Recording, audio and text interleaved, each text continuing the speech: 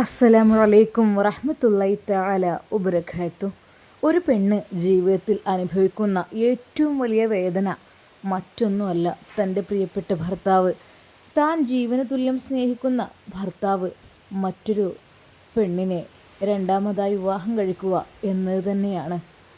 അതൊരിക്കൽ പോലും അവൾക്ക് ഉൾക്കൊള്ളാൻ കഴിയാത്തതാണ്. സ്നേഹത്തോടെ ജീവന തുല്യം സ്നേഹിച്ച ഭർത്താവ് ഒരു നിമിഷം പറഞ്ഞ ആ വാക്ക്, നീ മച്ചേതുകൊണ്ട് ഞാൻ മറ്റൊരുത്തിയെ വിവാഹം കഴിക്കുകയാണ്, അതൊരു വെറും വാക്കായിരുന്നില്ല. പക്ഷേ 2 വർഷം മുമ്പ് അവർ പ്രണയം തുടങ്ങിയതായിരുന്നു റസിയയുമായി. അവൾക്ക് അതറിഞ്ഞപ്പോൾ വല്ലാതെ മനസ്സ് പിടഞ്ഞു പോയി. റബ്ബേ, എനിക്ക് ഇനി എന്താ എൻ്റെ ജീവിതത്തിന് ഒരു അർത്ഥമുള്ളത്? ഏതൊരു പെണ്ണും ഒരിക്കൽ പോലും അത് ആഗ്രഹിക്കാത്തതാണ്. അതാണ് നമ്മുടെ ഷാക്കിരയുടെ ജീവിതത്തിലും സംഭവിച്ചത്. എൻ്റെ പിന്നാലെ കുറേ നടന്നതാണ് അവന്. അന്നൊന്നും ഞാൻ സമ്മതിച്ചിരുന്നില്ല. പിന്നെ വീട്ടിൽ വന്ന് അവർ പറഞ്ഞ് സമ്മതിപ്പിച്ച് കല്യാണം കഴിഞ്ഞ് 7 വർഷം. മക്കളില്ല. ഒരിക്കൽ പോലും ഹോസ്പിറ്റലിൽ കൊണ്ടുപോകാനും അമ്മായിമ്മ സമ്മതിച്ചില്ല. എന്താ ചെയ്യുക?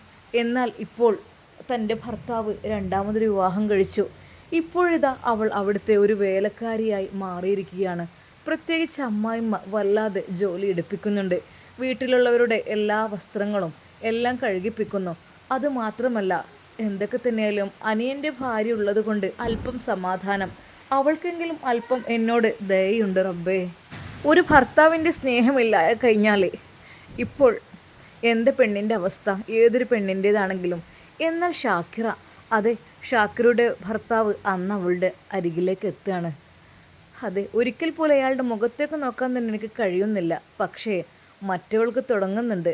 അവൾക്ക് ഡേറ്റ് തെറ്റിയിട്ടുണ്ട്. അതുകൊണ്ട് തന്നെ അവൾക്ക് റെസ്റ്റ് പറഞ്ഞതുകൊണ്ട് ഭർത്താവ് എൻ്റെ അടുത്തേക്ക് വന്നതാണ്. ബലം പ്രയോഗിച്ചാണ് ഷാക്കിറയെ അവൻ കൈകാര്യം ചെയ്യുന്നത്. ഒട്ടും ഇഷ്ടമല്ലായിരുന്നു അവൻ്റെ കൂടെ ഇനിയൊരു ബന്ധത്തിൽ ഏർപ്പെടുവാൻ വേണ്ടിയിട്ട്. അത്രക്കും അങ്ങനെയുള്ള കാര്യമല്ലേ ചെയ്തത്. അതുകൊണ്ട് മനസ്സങ്ങോട്ട് സമ്മതിക്കുന്നില്ല. അതെല്ലാം ആലോചിച്ചപ്പോൾ അവൾക്ക് വല്ലാത്ത വിഷമം. എന്താടി നിനക്ക്?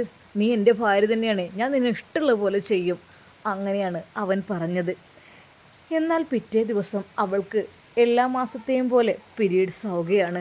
വയറുവേദന ഉള്ള ദിവസം വയറ് വല്ലാതെ അങ്ങ് വേദനിക്കുന്നു. കാലുകൾ കുഴഞ്ഞു പോകലാണ് പതിവ്. അരക്ക് താഴെ ശക്തി നഷ്ടപ്പെടും. കാലുകൾക്ക് ബലം കുറയും. നടക്കുവാനോ ഇരിക്കുവാനോ കഴിയുന്നില്ല. അത്രക്കും വളരെയധികം വിഷമഘട്ടത്തിലാണ് നമ്മുടെ ഷാക്കിറ. എല്ലാം സഹിച്ച് വീട്ടിലെ ജോലികളെല്ലാം ചെയ്യുന്നതാണ്. അവൾക്ക് അത് നിർബന്ധമാണ്. അത് ചെയ്യിപ്പിക്കും അവളെ കൊണ്ട്. എത്രയൊക്കെ തന്നെ വയ്യെങ്കിലും അവൾ ജോലിക്കാരിയുടെ റോളിലാണ് അവിടെ. എന്നാൽ ഇന്ന് തീരെ വയ്യെന്ന് തോന്നി അവൾക്ക്.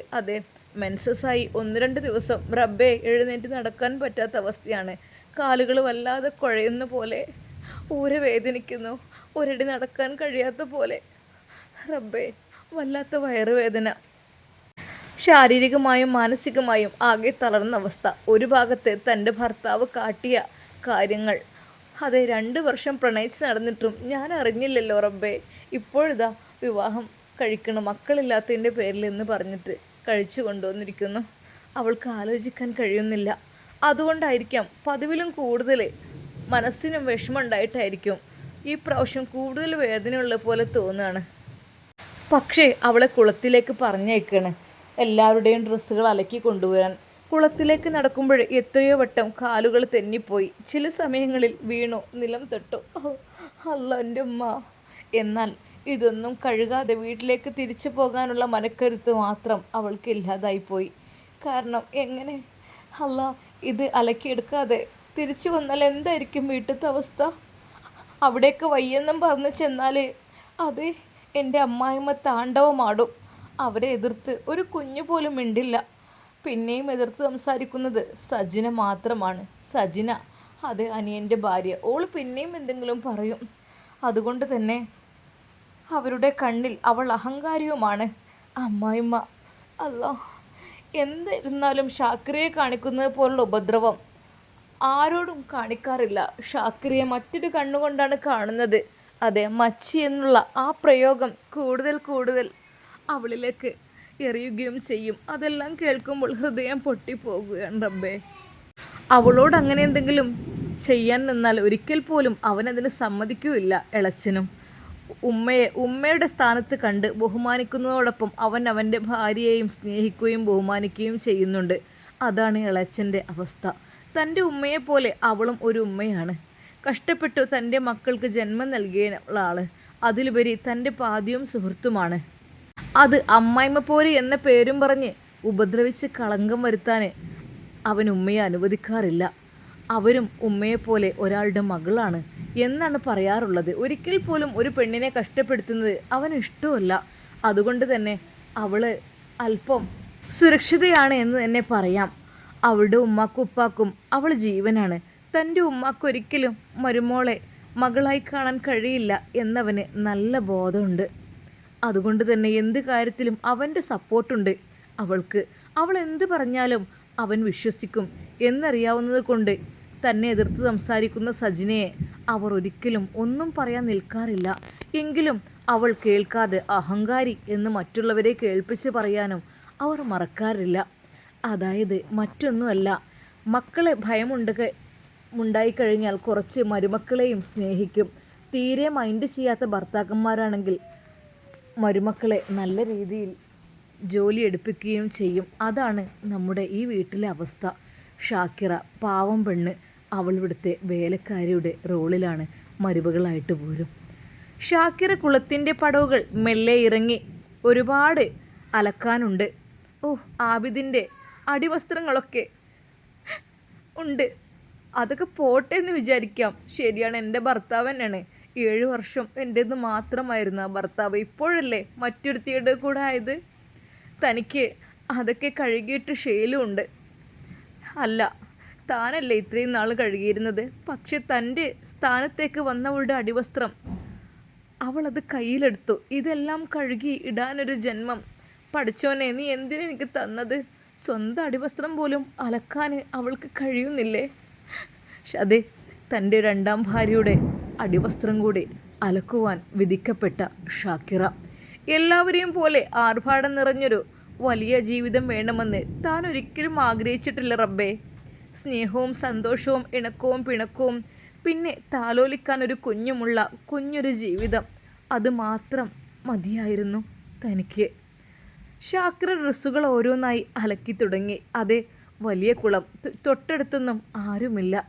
ഒന്നും കഴിക്കാതെയും വന്നതുകൊണ്ടും പീരിയഡ്സിൻ്റെ സമയമായതുകൊണ്ടും അവളുടെ കാലുകൾ വല്ലാതെ തളർന്നു പോവുകയാണ്. നിന്നിട്ട് ചെയ്യാൻ കഴിയുന്നില്ല. അവൾ പകുതി അലക്കി തീർന്നപ്പോഴേക്കും അതെ, അവൾ അവിടെ ഇരുന്നു.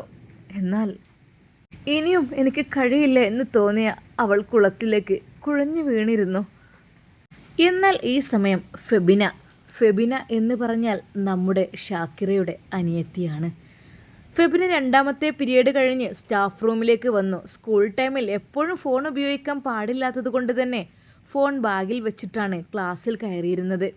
പുതിയ സ്കൂളാണ്. ജോയിൻ ചെയ്തിട്ട് 1 മാസം കഴിഞ്ഞതേ ഉള്ളൂ. പെട്ടെന്നുള്ള സ്ഥലം മാറ്റവും വീട് മാറ്റവും എല്ലാം കൂടി ഫെബി ആകെ വലഞ്ഞിരുന്നു. ഒന്നിനും സമയമുണ്ടായിരുന്നില്ല. സ്വസ്ഥതയോടെ ഇനിയൊന്നിരിക്കണം.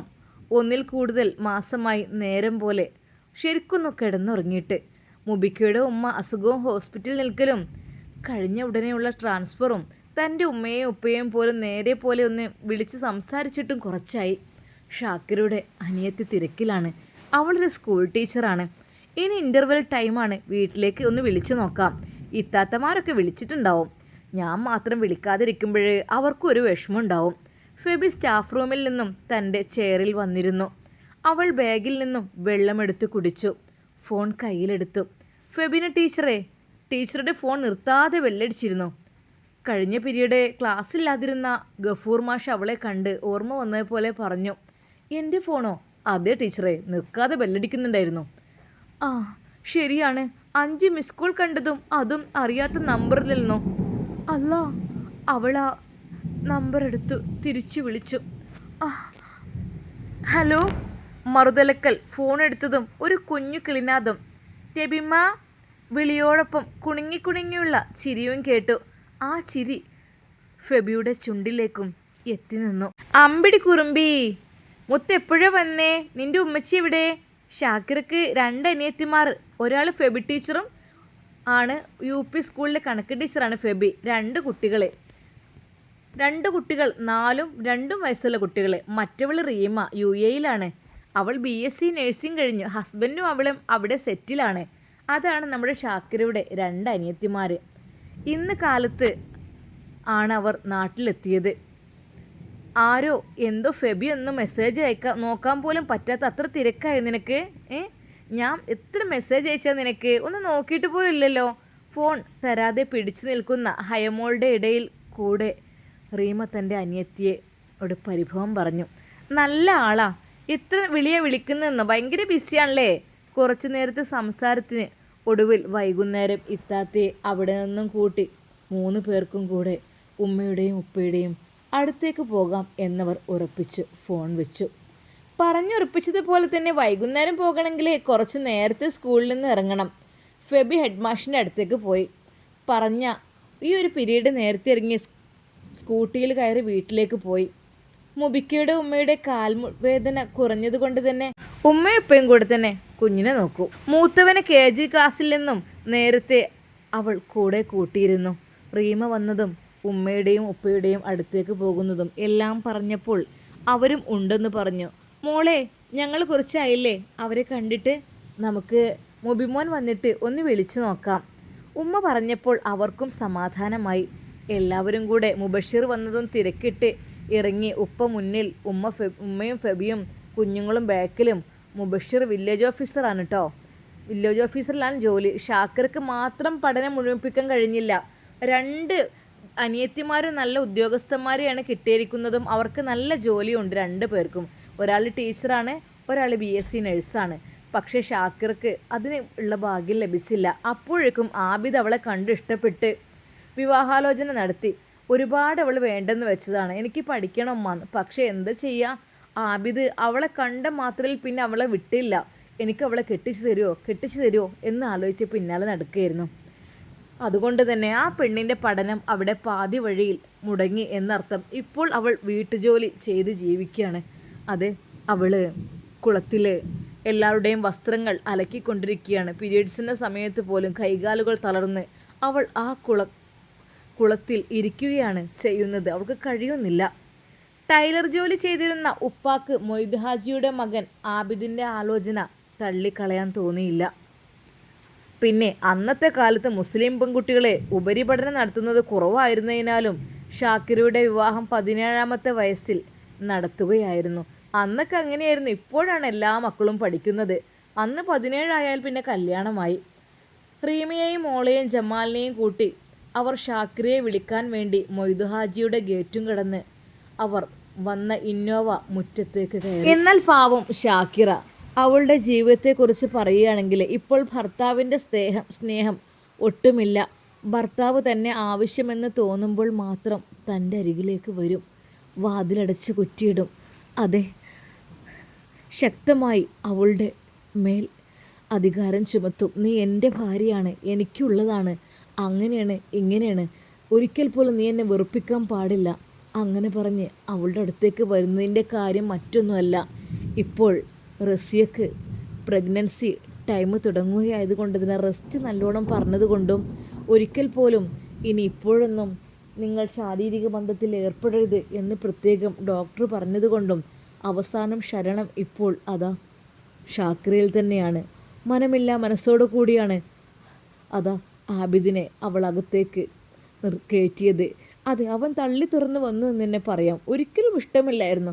മനസ്സിൻ്റെ ഉള്ളിൽ വല്ലാത്ത വേദനയായിരുന്നു. ഒരു പെണ്ണും ആഗ്രഹിക്കാത്തതാണ് അത്. തൻ്റെ പ്രിയപ്പെട്ട ഭർത്താവ് എത്ര സ്നേഹമായിരുന്നു എന്നോട്. അല്ലെങ്കിൽ കൂടുതൽ സ്നേഹിക്കുന്നവരെ വിശ്വസിക്കാൻ പാടില്ല കേട്ടോ. സ്നേഹമായാലും ഒരു ലിമിറ്റിനെ പാടുള്ളൂ. കൂടുതലായി സ്നേഹിച്ചു കഴിഞ്ഞാൽ ഉറപ്പാണ് വൈകാതെ അവരുടെ ജീവിതത്തിൽ എന്തെങ്കിലുമൊക്കെ ഒരു പ്രശ്നം വരും, അല്ലെങ്കിൽ മറ്റൊരു പെണ്ണ് ജീവിതത്തിലേക്ക് വരും. അതെ, പലരുടെയും സ്നേഹം അത് പുറത്ത് കാണിക്കാതെ ഉള്ളിലായിരിക്കും. അങ്ങനെയുള്ളവർക്ക് യാതൊരു കുഴപ്പമുണ്ടാവില്ല. ഇത് കൂടുതലായിട്ട് അതെ വളരെയധികം അവൾ ഇഷ്ടപ്പെട്ടതായിരുന്നു ആബിദ്. ഒത്തിരി ഇഷ്ടം. കാരണം ഒത്തിരി സുന്ദരിയായിരുന്നു. മക്കളുടെ കൂട്ടത്തിൽ ഏറ്റവും സുന്ദരി അതെ അവൾ തന്നെയാണ്. അതുകൊണ്ട് തന്നെ ആബിദിന് അവളെ സ്വന്തമാക്കണമെന്നൊരു വാശിയായിരുന്നു. അതാണ് നടന്നത്. പക്ഷേ അവളുടെ ജീവിതം എത്ര പെട്ടെന്ന് ഇങ്ങനെയായി തീർന്നു. കാലാകാലം കണ്ണീര് കുടിക്കേണ്ടൊരവസ്ഥ.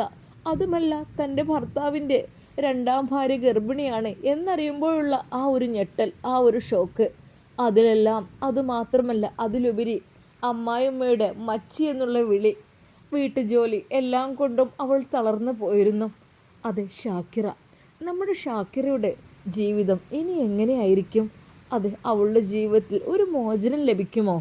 ആബിദ് ഇപ്പോൾ തൻ്റെ ഒരു മെഷീനായിട്ടാണ് അവളെ കാണുന്നത്. ഒരിക്കലും ഭാര്യ എന്ന സ്ഥാനത്തല്ല, മറിച്ച് അവൻ്റെ വികാരമെല്ലാം ഒതുക്കുവാനുള്ള ഒരു യന്ത്രമായിട്ട്, സ്നേഹമുണ്ടായിട്ടല്ല, എന്തോ ഒരു വാശിക്ക് അവൾ അടുത്തേക്ക് അവൻ വരികയാണിപ്പോൾ.